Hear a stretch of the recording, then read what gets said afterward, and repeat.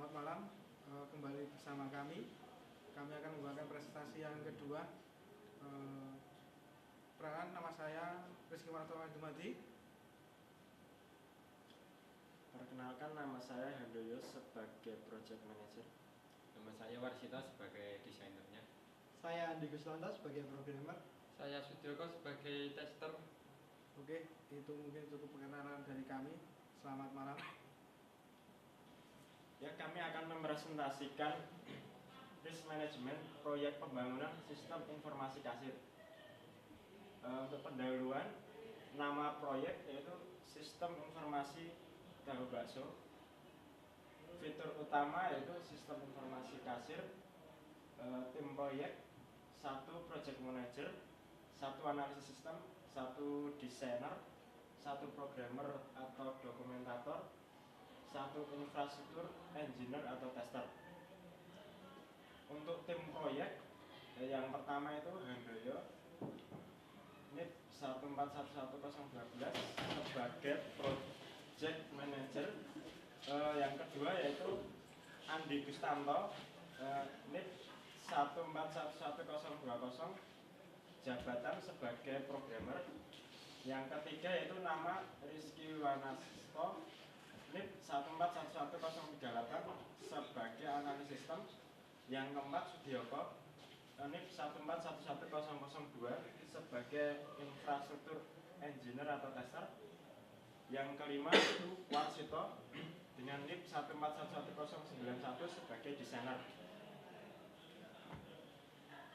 Untuk waktu pelaksanaan proyek, yaitu proyek dikerjakan dalam kurun waktu kurang lebih 90 hari yang dimulai dari tanggal 1 Mei sampai dengan 15 Juli 2016.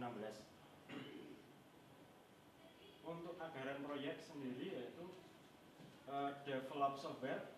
Untuk 5 software berlisensi 3 juta rupiah, total 15 juta rupiah. Untuk develop network yaitu Mikrotik 1.500.000, Suite Hub 200.000, pengkabelan 600.000, sehingga totalnya 2.400.000 untuk develop network.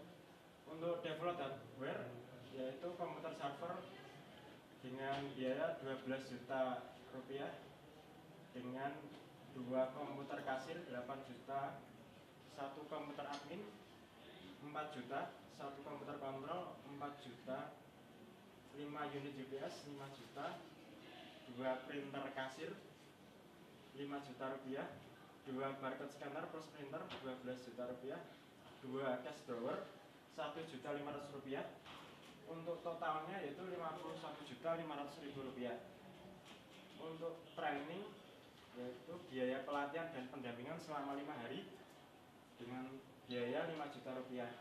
Jadi untuk total biaya proyek secara kasar atau sebelum ditambah biaya lain adalah sekitar 79.500.000 rupiah. Untuk presentasi selanjutnya akan dijelaskan oleh Mas Warsito. Terima kasih. Ya, langsung saya akan menjelaskan sedikit tentang cakupan proyek atau skop. Yang pertama, menganalisis dan menentukan jenis keperluan apa yang dibutuhkan. Yang kedua, menganalisis teknologi yang harus digunakan, mendesain atau membuat sebuah denah untuk kepentingan proyek.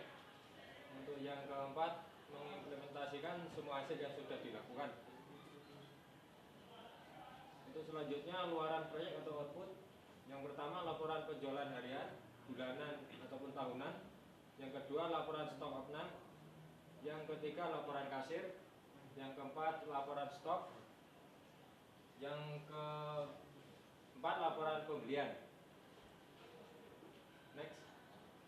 Untuk identifikasi variabel, yaitu mencakup resiko sistem informasi kasir dan deskripsinya. Yang pertama, keterlambatan proyek. Untuk deskripsinya, keterlambatan waktu penyelesaian proyek melebihi jadwal yang sudah direncanakan. Jadi waktu molor termasuk untuk keterlambatan proyek. Untuk yang kedua, biaya melebihi anggaran. Untuk deskripsinya, biaya melebihi anggaran yang telah direncanakan.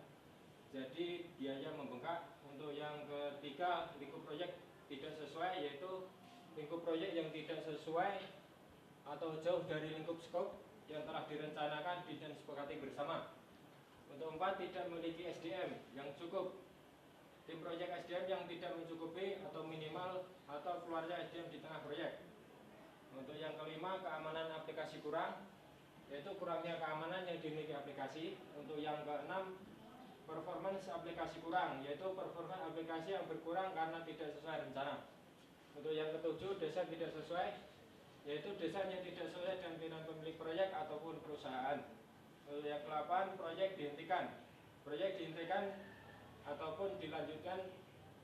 Untuk yang ke-9, force majeure, yaitu proyek tidak dapat dilakukan karena ada bencana, misalkan bencana alam. Next. Untuk penilaian resiko tingkat penting, yaitu dari proyek inisial sampai dengan desain network, tingkat resikonya rata-rata mempunyai tingkat resiko yang tinggi.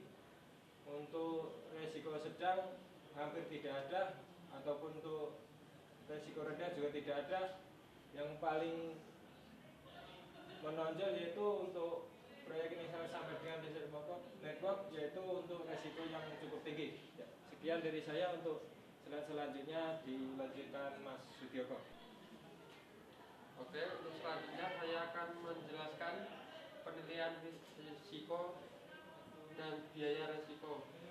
Untuk pertama, konsekuensi yang harus dibayarkan untuk menanggulangi risiko kerusakan hardware dalam kurun 2 tahun yang setelah terima proyek. Total pengadaan hardware dan lain-lain dengan anggaran 54 juta. Kemungkinan terburuk terjadinya kerusakan hardware adalah 75%. Jadi PT Indosiber harus menyiapkan dana sebesar 41.200.000 rupiah. Untuk rincian ada di sebelah sampingnya ini. Next, untuk selanjutnya penanganan resiko, keterlambatan proyek. Pertama, project manager dalam proyek memutuskan setiap PIC untuk tidak melakukan hal-hal yang menyebabkan keterlambatan proyek. Memilih hal lain sebagai alternatif agar proyek sesuai dengan waktu yang ditentukan. Biaya melebihi anggaran.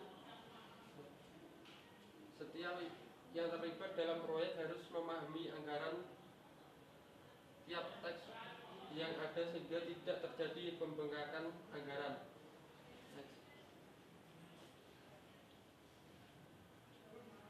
Untuk proyek tidak sesuai, project manager memutuskan skop proyek yang pasti dengan klien agar pada saat pengerjaan tidak terjadi hal yang menyebabkan proyek keluar dari skop.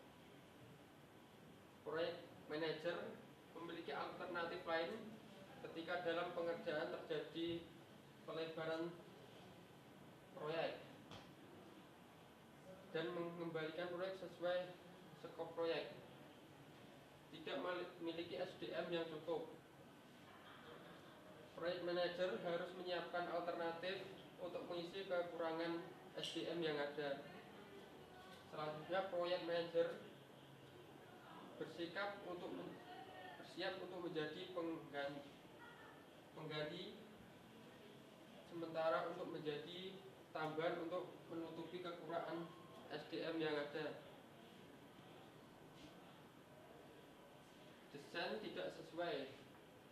Desain dan program harus mengacu pada data awal perencanaan yang ada di awal. Perubahan yang ada pada desain harus mengacu pada permintaan dari klien. Jika tidak ada permintaan perubahan desain, maka desainer dan program tidak diperkenakan melakukan perubahan desain.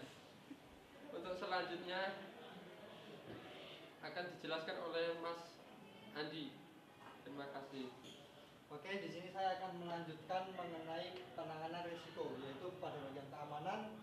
PIC tester aplikasi harus mengacu pada perencanaan awal dalam melakukan testing aplikasi dan keamanan aplikasi. Tiap bug aplikasi yang ada, tester wajib memberikan feedback ke programmer. Jadi programmer akan langsung menanggapinya dan akan memperbaiki bug. PIC engineer memastikan server yang dibuat memenuhi keamanan yang cukup kuat agar aplikasi berjalan tidak mengalami gangguan dari luar. Di lain itu, dari pihak kita mendevelop satu orang dari perusahaan tersebut sebagai penanganan tenaga ahli khusus IT. Jadi jika ada masalah dari mereka, sudah ada orang yang bisa menanganinya sendiri sebelum ke kita. Selanjutnya, performa aplikasi. PIC programmer dan PIC engineer mengacu pada perencanaan awal agar aplikasi dan server dapat bekerja dengan baik serta tidak mengalami error ketika diakses oleh pihak kasir komputer kasir 1 dan komputer kasir yang kedua. Dan aplikasi harus berjalan sesuai dengan keinginan klien, cepat, responsif, dan tidak mengalami error. Kerusakan pada aplikasi server dan aplikasi software tersebut yang akan, kalau terjadi error, maka akan menimbulkan suatu hal yang sangat merugikan bagi perusahaan klien kita.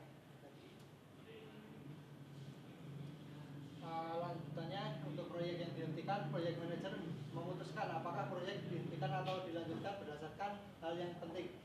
Jika dipaksa berhenti oleh klien, maka proyek manager memiliki alternatif solusi agar proyek tetap berjalan sesuai rencana. Jadi dari pihak klien dan dari pihak kita itu tidak merasa dirugikan satu sama lain jika proyek dihentikan. Bisa mungkin jika proyek itu akan dihentikan, maka proyek manager mencari alternatif solusi untuk menangani resiko tersebut sehingga proyek tetap berjalan.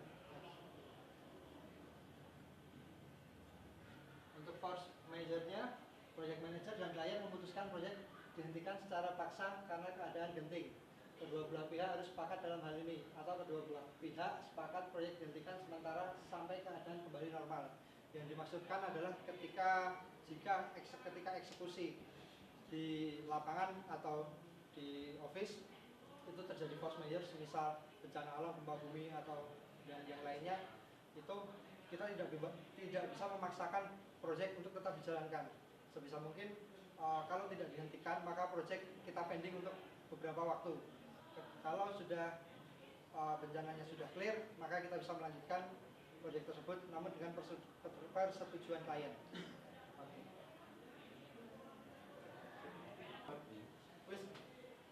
Ya, untuk selanjutnya kesimpulan dalam hal ini, untuk mengidentifikasi risiko secara komprehensif dapat dilakukan dengan mengadaptasi standar untuk manajemen risiko, khususnya tahapan identifikasi risiko yang telah teruji keberhasilan oleh para ahli.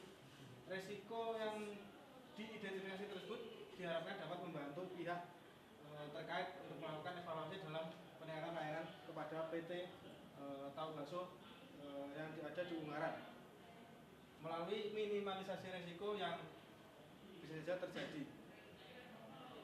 PT Indocyber menganggarkan proyek sebesar Rp97.200.000 dari total pengadaan sistem informasi kasir pada PT Tahu Bakso yang ada di Ungaran sebesar Rp95.900.800 ditambah biaya untuk risiko sebesar Rp41.212.500.000. Selama batas yang sudah disepakati, waktu garansi selama 2 tahun. Setelah masa garansi habis, biaya perbaikan atau kerusakan ditanggung oleh pihak pertama. Untuk selanjutnya, rekomendasi pada tugas akhir ini telah dilakukan identifikasi risiko yang mungkin akan terjadi pada sistem informasi kasir yang dimiliki oleh Tahu Bakso. Identifikasi risiko tersebut juga telah direlokasikan dengan permasalahan exiting sistem informasi kasir, sehingga diharapkan bahwa keluaran tugas akhir dapat dijadikan bahan evaluasi untuk peningkatan layanan sistem informasi kasir terhadap PT Tahu Bakso. Mungkin itu saja yang bisa saya sampaikan. Ada kurang lebihnya mohon maaf. Assalamualaikum warahmatullahi wabarakatuh.